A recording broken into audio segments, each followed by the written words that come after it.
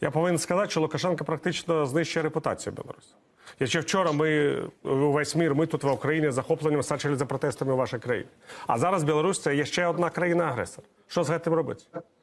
Ну, для этого я хочу сказать, что мы делаем. Во-первых, у нас сложилась целая система противодействия агрессии Лукашенко и России в Украине. Первое – это информационная работа, информационная борьба. Мы задействовали все соцсети для того, чтобы достучаться до максимально большой аудитории белорусов. Второе – это рельсовая война, которую вы, думаю, слышали и знаете. Сколько уже состоялось различных акций на железных дорогах. Следующее направление, третье – это киберпартизаны, это блокирование интернет-ресурсов железных дорог. Следующее, о чем я вспоминал, разведка, народная разведка. У нас действует телеграм-канал «Белорусский Гаюм», который дает данные, думаю, полезные для вооруженных сил Украины. Фото, видео, фиксация, передвижение техники. Следующее – это протестная активность. Каждый день белорусов задерживают. К сожалению, вот сегодня пришла информация, что парень, могу назвать только его имя, к сожалению, его зовут Дмитрий, он отсидел 15 суток, вышел из тюрьмы и совершил самоубийство, выступал против войны в Украине. У него остался